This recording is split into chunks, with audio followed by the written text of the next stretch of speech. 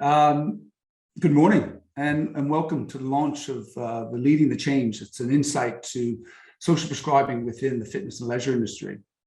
My name is Kenny Butler, and I'm the strategic lead for UK Active for Health and Wellbeing, and I'll be chairing today's session. We'll be recording this webinar, and you'll probably be getting a message if not already. Please interact with the chat. Tell us where you're from, what organization you're representing, or if you got any social prescribing headlines, please do share those as well.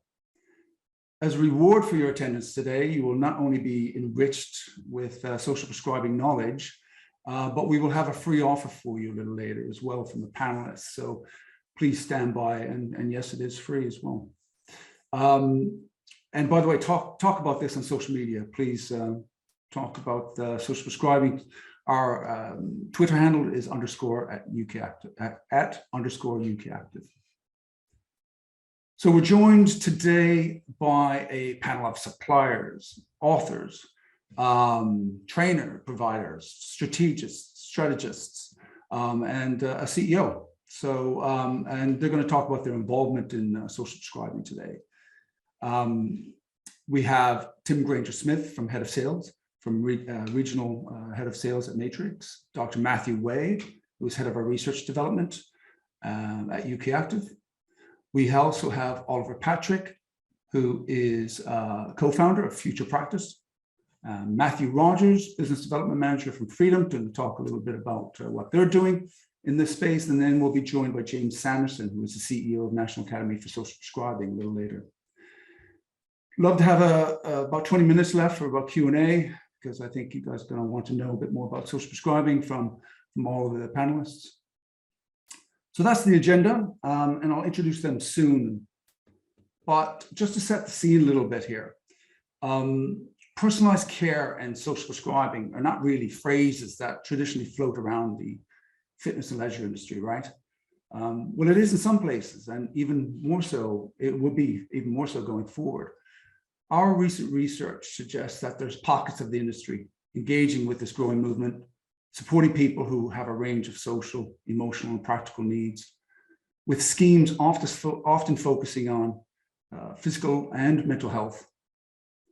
This report calls for government to help reduce pressure on the NHS by backing social prescribing in the fitness and leisure industry. We can be part of that solution. With the impact of the pandemic and the state of the NHS, society, and of course our industry in mind, the fundamental question here is whether physical activity and the sector can observe this change or lead the change. We want to lead it, hence the title of this report. Social prescribing is about giving people health and well-being options in the community. You are in the community. This report aims to raise the awareness of the role of gyms, pools, and leisure centers, and how they can play that role in the social prescribing. And it calls for bodies like the Office of Health Improvement and Disparities, formerly known as PHE, the Richmond Group of Charities, Sport England, and NHS England, and us, UK Active, and its operators and suppliers to make this happen. And we can do this by focusing on the management of long-term conditions, integrating with physical activity, public health initiatives as well. This report is aimed at those in the industry who are interested in social prescribing but not doing it, and those who are doing it but want to do it more or better. Also, we'd like to engage with people outside the sector. Across the fitness and leisure sector, a range of physical activity-based initiatives are already being delivered that can be supportive of physical and mental health improvements. However, more can be done to connect social prescribing with local facilities that allow local community to access physical activity and other social prescribing services, which can contribute to decreasing health inequality by giving them the access. With partners on this call, we've got an opportunity to pioneer a physical activity model fit enough for the world stage. That's the ambition here. And we'll hear a little bit more about that later. This year, we're revisiting the autumn 2020 pledge that NHS is giving, that we're giving the NHS 500,000 hours to the social prescribing pathway. We want to give people who are engaging with link workers, who are having those conversations in primary care, and health navigators the choice and control over their health by coming to our spaces if they choose to do so. Armed with this report and some enthusiasm from the industry and the wider sector, we will resume that work with the NHS again. So, little scene setter there, but let's talk about the report and some of the people who are doing this. Firstly, allow me to introduce Tim Granger-Smith. As I said, he's the head of regional sales for Matrix Fitness UK. Now, without these guys, there wouldn't be much of a report. Tim, could you tell us a little bit about Matrix and the social prescribing? Yeah, thanks. So we're a fitness and leisure supplier. Now, you might ask what that has to do with social prescribing.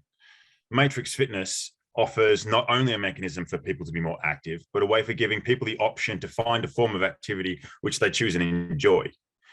We know there's a wide variety of social prescribing delivery models, activities, and interventions out there. And whilst it might not be for everyone, we offer cardio, strength, and functional training options that engage the user, fully connected for a digital experience, and can deliver effective and efficient workouts regardless of fitness ability. From beginner to athlete, we've got a workout method to suit all goals. Our equipment incorporates innovative technology to breach the gap between fitness and entertainment. And our intelligent training consoles ensures that users have a guided experience on hand if needed, all at just the touch of a button. Now, Matrix is the fastest growing commercial fitness brand in the world, and our goal is to make innovative commercial fitness equipment that stands out, sets new industry standards, but most importantly, has the user experience at its core. We're supporting the UK Active ambitions for the fitness and leisure industry in the social prescribing space because we're aware of the huge need for people living with complex problems or long-term conditions to have options to become more active. We know the industry can support healthcare and prevention, and we look forward to playing our part in helping people lead happier, healthier lives. Thanks, Tim. There's a selection of kits and technology there that one day might join up social prescribing on a massive scale, because you spoke global there. So look, thanks a lot for allowing this to happen. Now, I'd like to hand you over to the author of this report, Dr. Matthew Wade, who is our head of research. Matt, can I ask you to take us through a little bit about the report and the recommendations, because that's the core of this webinar today. Yeah, sure. Thanks, Kenny. Good morning, everyone. Thanks for joining us today. So yeah, I'm going to take you through the report.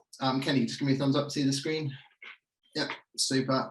So yeah, I'll take you through the bit of the sort of why we undertook this work, and the 4 recommendations and some of the data that sits behind that. Not going to have time to go through everything. Hopefully you've sort of seen the report now, or if not, you can get it from the website, which will go through sort of everything in more detail. But so we undertook the research consultation because we know there is lots of brilliant work going on across the sector that links our sector to healthcare sector. But what we don't really, or didn't really have an understanding of, was the extent to which social prescribing is delivered across our sector. So to that point, we had 3 aims of this work: to begin to determine exactly what that space looked like, to highlight the link between the fitness and leisure sector in its broadest sense with healthcare and the provision and the support there, and also to provide recommendations to support our shared ambition around social prescribing and the 500,000 hours that Kenny has mentioned. So seems a long time ago, back in sort of spring, summer last year, we undertook a mixed methods research approach. This consisted of a survey, quantitative survey, which was sent out through our network, followed by qualitative focus groups. We analysed each of these individually and combined them together to theme and then produce recommendations. So I'm just going to take you through those now. So the first recommendation is to raise awareness of the role of gyms, pools and leisure centres in social prescribing. For this, we recommend that the Office for Health Improvement and Disparities Richmond Group, Sport England and UK Active collaborate to increase the visibility of gyms, pools and leisure centres within the social prescribing opportunities, with a specific focus on long-term conditions and integrating physical activity with public health initiatives.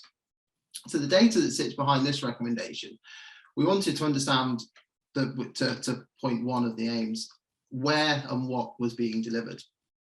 So as you can see, primarily from the slide here, that local authority leisure facilities are used, community venues are used. But also we're seeing outdoor settings used. Brilliant. There's a lot of green space, social prescribing going on. So there's a clear link that's happening there. And online and digital is a really important factor. Might be because of where we, the time we undertook the research and the sort of the hybrid world that we've been working and living in over the past couple of years. But it's really key to see that sort of adaptation has come through. So then within these sort of settings, we've got the facilities. Unsurprisingly, gyms and studios are quite high up given the facilities that are used. Digital again, but we're seeing swimming pools, we're seeing indoor and outdoor courts, different pitches, lots of different settings, lots of different facilities.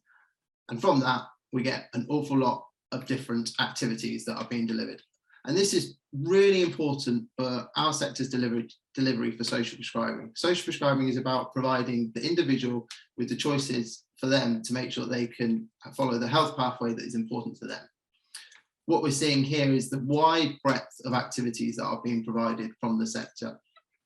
Some of them are structured exercise referral type interventions where you've got a set period of 12 weeks. Some of them are just signposting to relevant activities. And we're also seeing some of them outside of our sort of sector with arts and culture activities as well, which is really important when we're looking at the broader aims of social prescribing.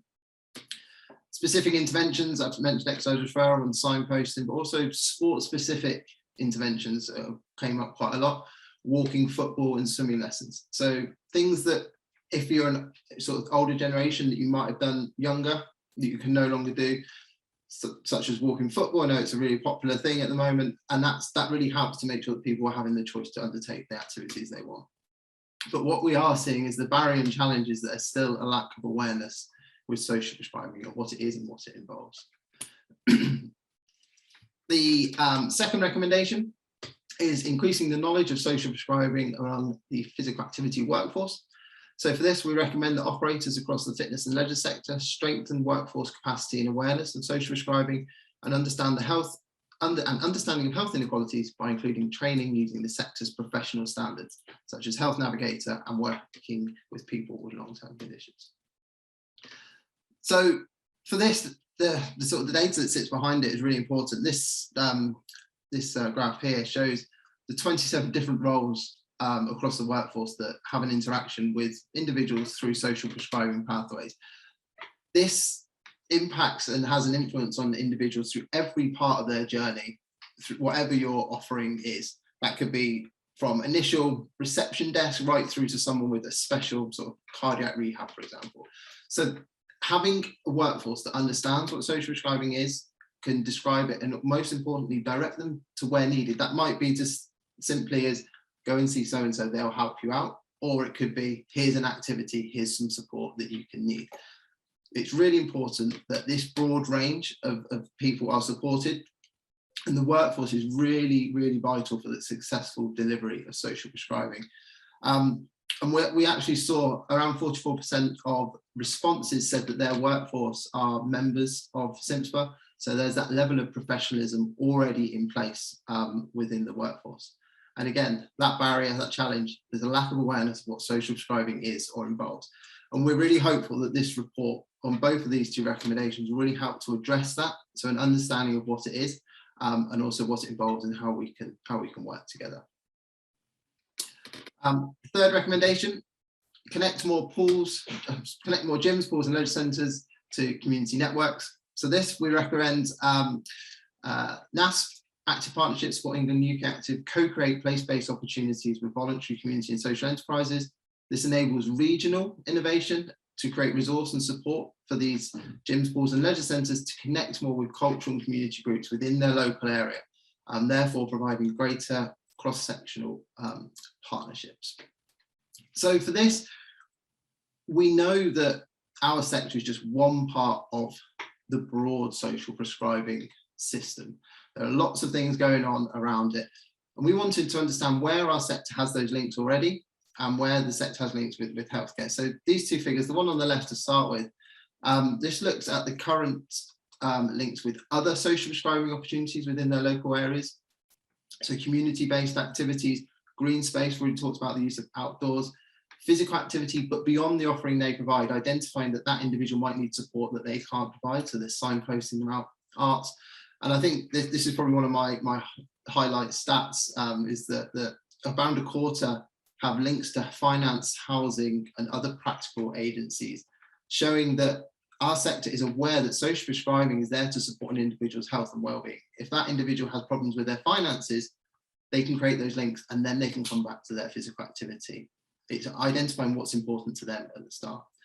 And then those health sort of links around hospitals, GPs, allied health professionals, other social prescribing link workers are really vital to make sure that the local area and on the local level that it really works. Also good links with charities and active partnerships through voluntary and community social enterprises. And what was really interesting with this area is during the focus groups, the groups that we spoke to, they had a real passion for those links and those networks, and saying that when they work, it really helps enable the delivery. But if it's not there, it really, really hinders the delivery, which they go hand in hand. So it sort of emphasizes it. And they had a real motivation as well that on a local level, social prescribing and the delivery was to support the NHS and local health teams. It was to support their community's health and wellbeing and to support their community's networks. And the fourth recommendation, got my face in the way, is to align the sector-wide measurement of social prescribing to NHS England's Common Outcomes Framework. So for this, we recommend collaboration between UK Actors for England, NASP, and the Office for Health Improvement and Disparities to improve the rigour and effectiveness of data collection across the sector, ensuring there's consistent reporting and alignment to the NHS England Informed Common Outcomes Framework to measure the impact of social prescribing. A couple of the questions that we asked within the survey was just to understand what data is being collected at the moment. And it's fantastic to see data being collected right across the different offerings, different interventions, different schemes, seeing some great positive outcomes and behaviour change. But what we are seeing is that there's a lot of breadth in the data that is being collected, and it suggests there's no consensus of which measures to collect. Physical activity and general wellbeing were collected broadly across most of them, but other than that, it seemed quite sort of a little bit disjointed, which is why we're suggesting that there needs to be alignment to a framework. Social prescribing is sort of based from NHS, so aligning to their Common Outcomes Framework allows us to make sure that we're demonstrating any impact to the wider social prescribing world, and we can show the importance that our sector has. And we're also seeing, again, when we in the focus groups, the people that we spoke to saying that where there were barriers, there was a barrier where there wasn't data and where there wasn't evidence. And if there was that data and evidence, it really helped them as individuals to support social prescribing delivery and help their participants, their individuals, to explain why it was important to them. So that's the fourth recommendation. So these are the four recommendations. Sort of a bit of a whistle-stop tour there, just to give you some idea and a flavour of what the recommendations are, why we've come up with them, and the data that sits behind it. There's an awful lot more data and insight in the report, so please do take a read. And we know that this just scratches the surface of what is going on as well. Hopefully it provides initial insight into the social prescribing world within our sector and how it links to healthcare provision. And hopefully that insight can support our shared ambition for social prescribing delivery within our sector. So I think now I'm going to pass back over to Kenny, and we're going to hear a bit more about some of the practical impacts of some of the work that's been going on. So over to you, Kenny. Nice one, Matt. Thank you very much for the compilation of that and the articulation of that data. To know there's pockets that are of our sector that are doing this is a valuable platform to build on, and hopefully you'll be writing more of these reports. This might be a good opportunity to talk about the second recommendation there, which is around the workforce, and introduce Oliver Patrick, who's co-founder of Future Practice. Oliver, speaking of workforce, being able to deal with people who have complex emotional, physical problems is imperative.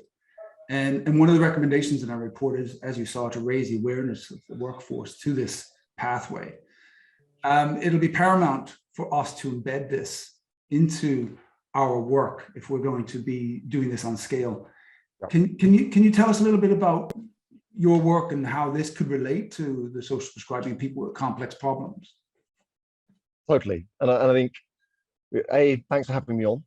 I firmly believe that the skill set of the fitness professional has a critical role in healthcare at all levels. Just going one step backwards, lots of people may not know me, but my original background was I was the first professional head of physiology at Nuffield.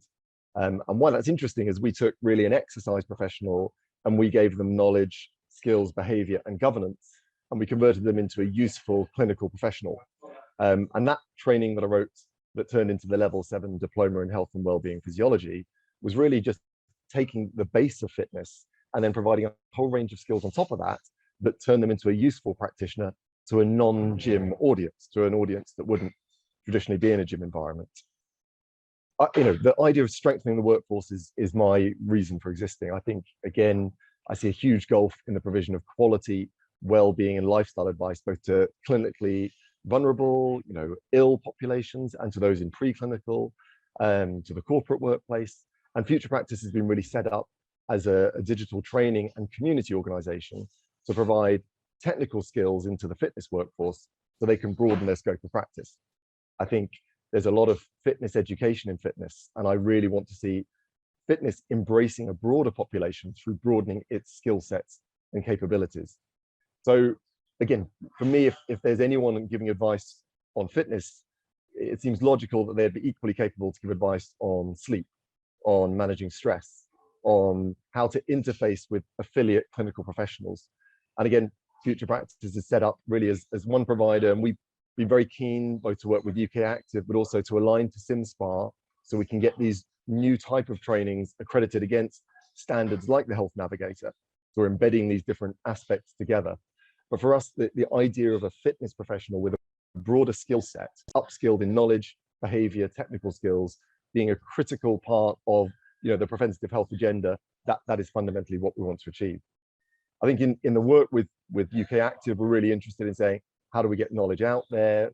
Kenny has twisted arms, as have others, and we've said, actually, it'd be interesting to see the industry's response to this type of training. So when Kenny mentioned earlier, there's an offer, Future Practice is going to, again, give each person on this call who's a member of UK Active access to a course on practical stress resilience coaching, which is 8.5 hours of digital training, CPD accredited, that enables a fitness professional to diversify their language and their skills in the area of what is stress, how does stress become ill health, when do I refer to a psychologist, how do I become someone who is useful to people leading a real life that is overloading them, the science of sleep, how do I coach on sleep, practical things that we strongly feel will enhance the ability of fitness to step into the well-being gap. So we're delighted with this report. We think again, social prescribing is absolutely the right way to go forwards, but how do we turn a fitness professional into this broader, capable entity that can receive clinical referrals? That's got to be training for me, and we want to play a key part in that. Oliver, thank you. That is quite kind, actually. And I've just thrown in our membership email if people want to take that one up. And yeah, so that's just gone in the chat there, the email for Oliver's very kind offer, and the importance of the ability for people to talk to people about other things other than physical activity, know that whole person is extremely important with this. Thanks again, Oliver. Going from the workforce focus, I'd like to go to more operator focus now, and I'd like to introduce Matthew Rogers from Freedom Leisure, who is one of the case studies. Freedom Leisure is one of the case studies in our report, and I've been speaking with Matthew. And Matthew, can you tell us a little bit about your healthcare and community-based social prescribing opportunities, maybe a little bit about your case study, so the audience can know, well, am I doing this right, or can I do more? So it'd be nice to hear from you. Yeah, definitely. So good morning, everyone, and thank you to Kenny and the rest of the team at UK Active for the invitation to speak today. So just quickly, for those of you that don't know, Freedom Leisure are a not-for-profit charitable leisure trust that was formed back in 2002, now managing 108 facilities across England and Wales on behalf of 25 local authority partners. So our approach is to provide partners and customers with a bespoke and unique service with our vision of improving lives through leisure. And Freedom Leisure has always had experience delivering GP and health referral schemes, having launched one of the first schemes of its kind nearly 30 years ago now. So since then, we've been at the forefront of sort of condition-specific rehab delivery with strong links to the health sector, including exercise referral, condition-specific rehab, weight management, falls prevention, and so on. And moving forward, really, our aspiration is to continue to grow and develop these links, as can be seen with the current recruitment we've got for a head of healthy communities role. And that role will continue to enhance and expand that work and partnerships that we already have, including things around social prescribing, for example, and obviously that's one I'll talk more about now. So currently we provide a range of programs that offer both informal and formal social prescribing links across our communities. And the delivery of this social prescribing programs is supported by quite a few roles. So within Freedom, it might be from the customer service team through to the fitness instructors, sports coaches, active communities managers, as well as the more specialist exercise referral condition specific roles. So the impact of this work has been brilliant, really. We do collate a range of evidence of positive participant outcomes using measures that are relevant to social prescribing. And across our programs, we have seen improvements, including supporting participants to reduce medication, loss of weight, increasing confidence, and then sustaining that level of physical activity beyond the period of the program. So we know our service and the links to social prescribers are generating that social value of improving people's health, mental well-being, helping to reduce social isolation. But certainly there have been challenges in developing these links. So across the communities we serve, each of them have presented their own unique set of challenges that we've had to overcome to make sure that we are engaging with the social prescribing movement. So one of these challenges, for example, has been, how do we ensure that social prescribing link workers within our communities are aware of the full range of services that we offer? I think sometimes people might think that we're just a gym, but actually we do serve the whole community with a wide range of varied services to suit different individuals. And there's lots of ways we have overcome this by increasing the awareness through engagement with health networks, better marketing, engagement from our active community services. So, I mean, one great example has been from our Aaron partnership, where we currently work with the Littlehampton social prescribing link workers, and actually their clients are given access to a supportive pathway, which gives them access to bespoke concessionary pricing, incentives to increase their participation levels, with activities including swim and gym, as well as some more alternative activities like walking netball, aging well, arts and crafts, or just a tea and coffee chat session. So, but what's really helped encourage that uptake has been that the social prescribing team have been working from one of our leisure centres one day a week, and that plays a huge part in breaking down that apprehension that their clients may have coming into our facilities if they're already meeting their social prescribers there. So the client might not necessarily be coming into the facility to use it, they're just having regular meetings there, but feeling more comfortable within the facility means that there's been less anxiety for them to then take that next step to start exercising there. So, and in addition to that, the social prescribing team have also been referring their more apprehensive clients first to one of our brilliant active communities managers, Charlotte, who does a great job of showing them around the facility, discussing with them the best plan of action, introducing them to people that they might need to know at the leisure centre, and just providing that extra level of support, really. So yeah, this is just one example of the work we've been doing around linking with social prescribing, but we're really excited to continue growing this work and links with social prescribing And we hope that this report, along with work that we're doing ourselves, will help us to continue to play our part in driving that change for social prescribing within the fitness and leisure sector. Amazing, Matthew, thank you. And thanks for contributing to the report. And if there's anybody else in the audience that has contributed to this report, thank you very much for the case studies. And hopefully this will stimulate more, because we want to hear more. If you think that you should be talking about or giving us the examples that you're involved in, I'd love to hear from that, from you. So don't forget to throw some questions in. I see a couple coming there as well that we will address a little later as well. But now I see on my screen that James is here, and it's a real pleasure to introduce someone who I've been working with for the last few years, trying to link the National Academy of Social Prescribing to our industry and helping link the NHS to our industry. James Sanderson is the CEO of National Academy of Social Prescribing, and I think I will leave James to talk a little bit about the Academy and the ambitions, and maybe stimulate some discussion as well for these Q&As about where our industry could fit into this, what we think is we're pioneering a world-class model, we feel, if we can get this right. James is delighted to hear that we're already doing some social prescribing as well. So James, can I hand over to you to introduce yourself to the audience and some of the ambitions? Thank you very much, Kenny, and very, very good morning to everybody.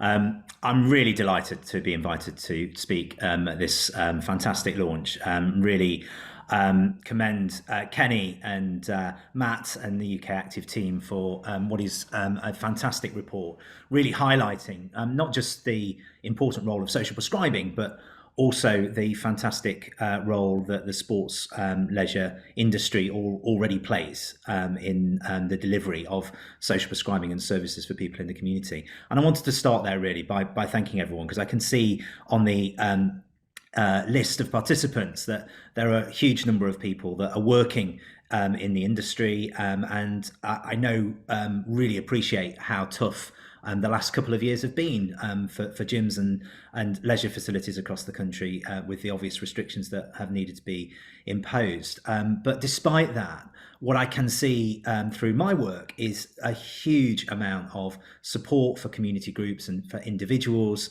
and gyms and leisure facilities already reaching beyond their boundaries to provide really innovative programs. So thank you very, very much for all the work that you do. Why is it important? Well, it's important because I think social prescribing is creating a new revolution in the way in which we deliver health and support, well-being support for people. For a long time, we've talked about well-being, we've talked about lifestyle choices, we've talked about behavioural change, but actually some of these terms can be quite patronising. Some of these terms don't really look at the individual behind the challenges that they're facing. And whilst we know that exercise is good for us as human beings, you know, there's a multitude of evidence on that, we don't always make the connection between exercise and well-being and wellness. And I think we've still got a long way to go in terms of getting that message across. What we've got with social prescribing is a way of changing the relationship between people and their own health and well-being, and changing the relationship that they have with the organisations that are around them in their communities. And we know exercise is a wonder drug. Exercise is important for just about all physical conditions. We also know that it's important for mental health and well-being, and the latest research shows that actually exercise is much more effective in many circumstances than opiates and pain medication. The Chief Pharmaceutical Officer recently produced a report on behalf of government that found that we were desperately over-medicalising people in the NHS. And there's some scary statistics in there that 1 in 5 people over the age of 65 who are in hospital because of the drugs that they're taking, not because of the conditions that they're living with. And that report called for fewer medications being prescribed and called for other aspects like social prescribing and exercise being used more readily. The National Institute for Care Excellence, NICE, have also recently published new guidance on the benefits of exercise for various conditions. There's growing evidence around the benefits of exercise for when people are undergoing cancer treatment, for example. So if you look at the way in which health is moving forward, we have an issue with over-medicalisation. We have an issue with resistance to some drugs like opiates and antimicrobial resistance, that's creating issues for using medication as the predominant way that we treat illness. And we also know that certain conditions that people are living with, medications can be very, very limited.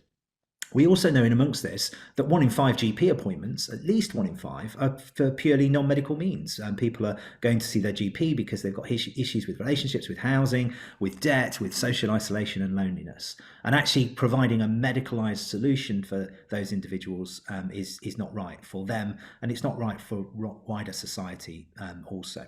Now, this isn't to say that we don't need the drugs. Of course we do. And we will still see the advancements of biomedicine, much as we're doing now with the COVID-19 vaccination program, which is hopefully seeing us move out of the current pandemic that we're facing. So drugs will still play a part, but we've got to have a very different approach to health and well-being. We've got to have a very different approach to our attitude to how we keep ourselves and others well in our society.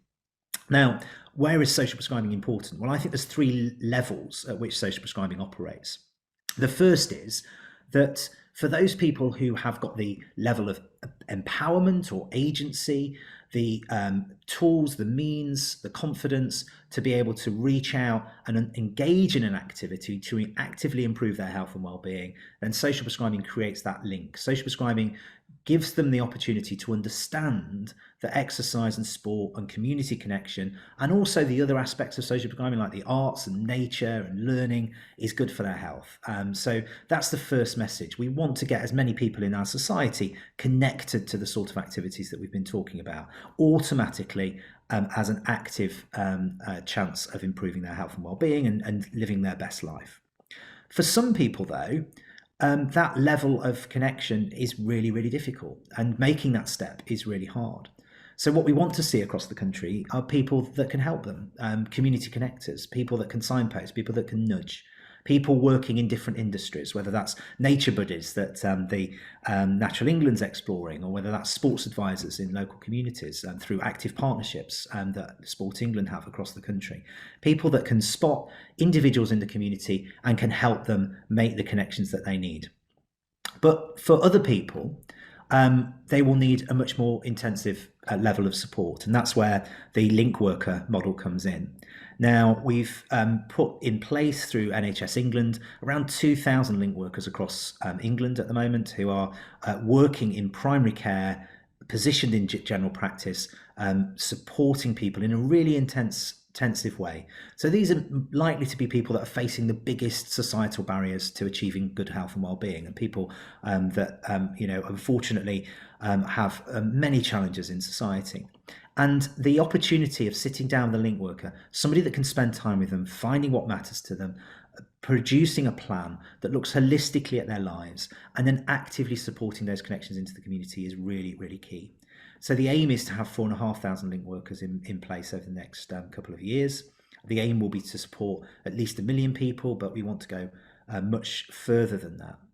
But I didn't want to just focus on that link worker model, because I think the work that you're doing and the work that happens within the arena of social prescribing is much wider and has the ability to significantly transform society and bring home the message that exercise and sport and taking part in community activities is incredibly important for us.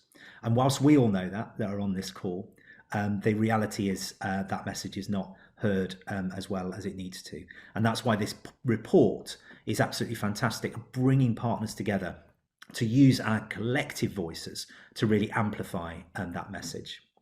One of the things that we're doing at the National Academy is that we're creating a number of opportunities to do this, to connect the sports and leisure industry with local communities in a much more active way. And we have a Thriving Communities programme that's looking at grassroots organisation, voluntary sector partners on the ground, and how we can link those in. So in a local community, why are we not actively linking up the gym and leisure facility with the food bank, with the mosque, with the church, with the library, with the local nature reserve? Why are we not getting all of those organisations to work together much more collaboratively, to share resources, to look at ways of integrating the support, to look at ways of combining sessions, to look at ways of managing their calendars during the week, so that people can attend multiple activities? And that's one of the things that Thriving Communities is doing, is breaking down those barriers and getting organisations working together much more effectively. Now, I know many of you will already be doing that, and we have some brilliant examples from across the country, but it's not happening universally at the moment, and that's a real prize, I think, if we can get that working. We're also looking at national innovation. You know, how can we take innovations and scale those across the country? And Kenny's already mentioned the brilliant programme that we're working in partnership with UK Active on, the 500,000 hours, which will really start to look at innovative ways, again, of reaching those people that are facing the biggest barriers in our society. The other aspect of this is research and evidence. You know, whilst we know exercise is good for us, what do we all point at? You know, where are the 2 or 3 things that we can all use working in this industry to really highlight that point, that what we're doing is really important for society? And there are so many reports, and what we're trying to do at the Academy is synthesize these into a much easier, understandable, digestible evidence base, so that everybody that's on this call can use that to identify how their work's going to move forward. And I really welcome the recommendations to improve the Common Outcomes Framework and look at the way in which that can work for other providers as well. The other aspect that I think is really exciting here is just how in the UK we are leading the world in the delivery of social prescribing and the opportunity to really change society in this way. We've developed through the Global Social Prescribing Alliance a partnership of 25 countries across the world who are all at various stages in their development of social prescribing practice. And I think that we are truly engaged now in a language, a currency, if you like, of social prescribing that is a truly universal global currency. That gives us all the opportunity to reach out, not just across this country, but beyond our borders, to develop a change, a shift in world health. So social prescribing for me is one of the most important things that we have to focus on. And I think as we move out, hopefully very soon, of the global pandemic that we've been facing, I think it's going to be so vital to the recovery for people in this country to have a really integrated way of supporting them to maintain their health and well-being. And I think the sports and leisure industry can provide a fantastic support for that agenda. And I welcome the opportunity to work with you all. Thank you. Thanks, James. You manage to say it differently every time and more eloquently as we get more involved in this. So, you know, that is a great synopsis of the ambition, I think, of what we want to do here. There's some questions coming in, and we're probably into that place now where we want to get into some questions. One of our recommendations is to align the sector-wide measurement of social prescribing to a common outcomes framework, mainly from NHS England's common outcomes framework. And, you know, combining data sets is really exciting and huge and can have a high impact, but we need to be careful, don't we? Need to, you know, the percentage of decrease of GP appointments doesn't have to be that large to have the impact, does it? We don't have to say it's 50% reduction, but maybe you can just comment on that for a moment, because there's a question from Ben from Nuffield here as well about the view of how the health benefit will be measured. And then Matt, please do come in as well, how we can ensure that social prescribing is doing what it is intended to do. So whilst engagement data is a really great start, what would be superb is to see more objective outcomes. So music to Matt's ears, I'm sure music to James's ears. James, did you want to start on my first comment about, you know, decreasing GP appointments and showing that data? I think there's I mean, there's so many options here, but first and foremost, this is about improving individuals' lives, and I think patient-reported outcome measures of various nature will still be really, really important in this space. We want people to have a great experience. We want people to feel that their lives have been transformed. We want them to be better. So from that perspective, collecting those in a consistent way, so that we can extrapolate those results, so that we can combine them, so that we can create a bigger body of evidence, I think is really important. Because what tends to be a problem is when you get very small case studies. Those case studies, have worked really well in a region, but actually they're not able to be added together with everything else that's going on, and therefore the body of evidence is much weaker than it should be. I think if you look at it from an NHS perspective, with the great pressures that are on the NHS, both primary care and secondary care, and A&E attendances and other parts of the system, I think it does come down to utilisation, and therefore it comes down to cost. So, if we can demonstrate that person A had 16 GP appointments in the previous year, had 3 admissions to hospital, had 30 days in a hospital bed, and then because of the social prescription, that's been reduced to 2 GP appointments, no hospital admissions, no days in a hospital bed. You can start to quantify something really significant, really meaningful. And I think if we do start to quantify that together, we do show the reduction in utilisation, we do show the reduction in GP visits, we can then start to make the case for investment being in a different place. Because at the moment, that money that has to go into supporting someone at £450 a day in a hospital bed, that money is stuck in the system. And only if we can make the case that actually by building this support in up front, we can start reducing those costs downstream, will we have a better chance of releasing some of the funding that we perhaps would like to see in this area. So yeah, I think welcome the opportunity to work on that common outcomes framework, and I think we all need to play a role in trying to get it aligned as best as possible. However, just very quickly, because I know Matt is probably eager to come in, the other thing I would say is that I don't want to just make this from an NHS perspective, because for me, a brilliant outcome of social prescribing is not just saving the NHS time and money. The brilliant outcome is improving footfall in gyms and leisure facilities, increasing the number of people that are playing walking football every week, increasing the number of people that are doing park run, increasing the number of people that are going to the theatre, that are going to concerts, that are taking part in cultural activities, visiting museums and galleries. For me, there's outcomes for the whole of society, not just for the NHS. Thanks, Matt. Matt Wade.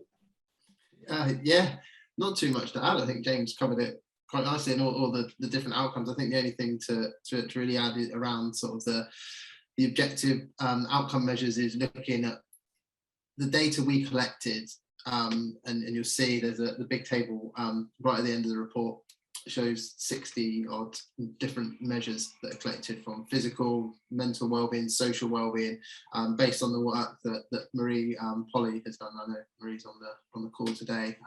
So you'll see there that the breadth that's collected, and I think that what we're trying to do is, to what James has said, and align that measurement to the common outcomes framework. And if we're looking at mental wellbeing, what's the best measure to collect so that we can actually compare join data across social prescribing, and so we're not all working in little pockets of isolation. I think that's where we'd like to get to. Thanks, Matt. And there's lots of chat going on, and Andrew from Swim England has also mentioned about the pain modulation of pools. There's a lot of people here that operate pools or delivering products and pools, like Ben Wilkins from Good Boost here as well. The pain modulation that you talked about earlier, James, there's some stimulation and discussion on that. I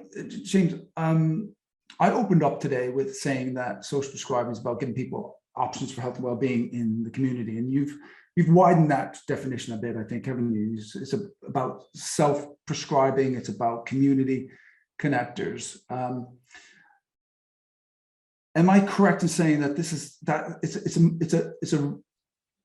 it's a definition that's expanding as we go along with this?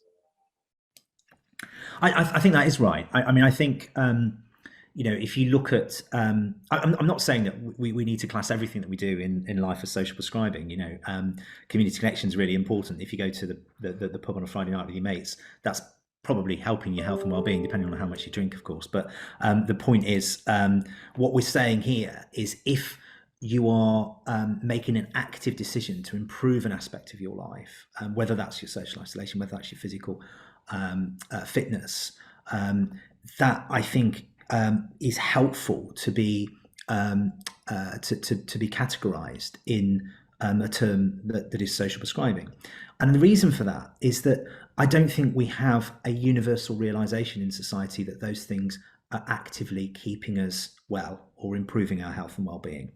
And I think if we start to educate people around the benefits of these activities, then people can see the connection and why it's important.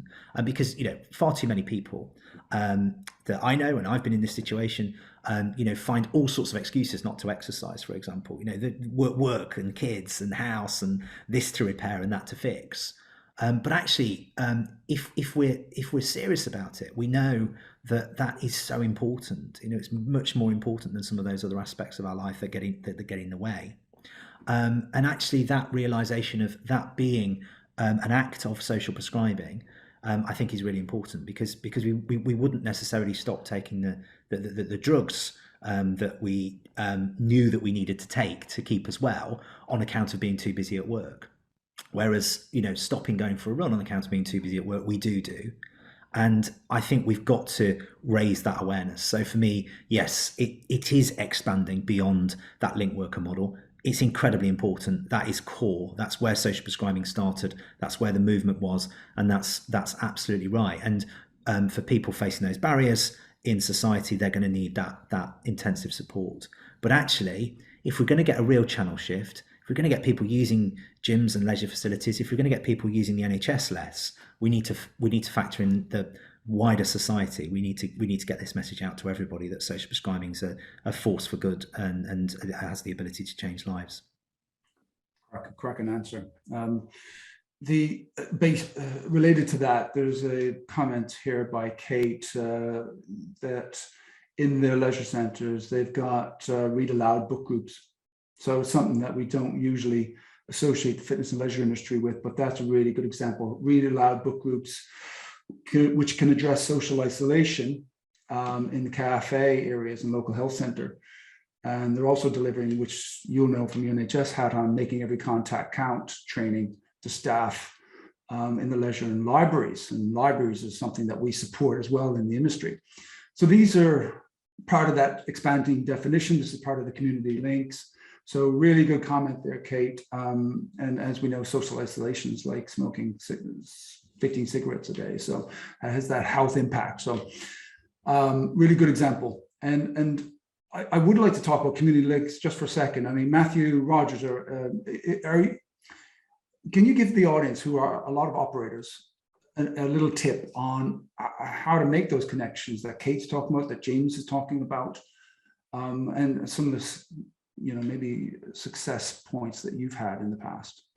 Yeah, sure. I mean, yeah, from Freedom Leisure perspective, obviously engaging with those communities is really at the heart of what we do, and a lot of that is delivered through our active community service. So really that's about getting out in the community and engaging with those people within the community, within those networks. That could be a health related network or a community based related network, and working with those voluntary organizations. And it's really trying to make sure we have a presence within the community, so that people are aware, like I said previously, that wide range of service that we do offer, we've got to get in the community to make them aware of that. We can't just expect them to come through the doors. And a brilliant example is actually that example I gave down in Arran, that links with the social prescriber link workers. That came from the fact that we were running a health walk program out in the community in green spaces, and that's where the link worker then referred clients through and thought that would be good perhaps for reducing social isolation and exercise, and that's what then generated that partnership. So like I said, it's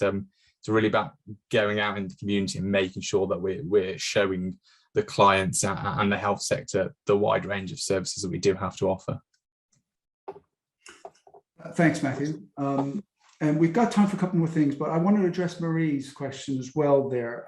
Dr. Marie Pauly's on here, who's done a huge amount of work in social prescribing in the past. And it's a question about accessibility. And please pipe in if anybody else has, I'll have a crack, but her question is about the accessibility to our spaces and for this particular facet of social prescribing.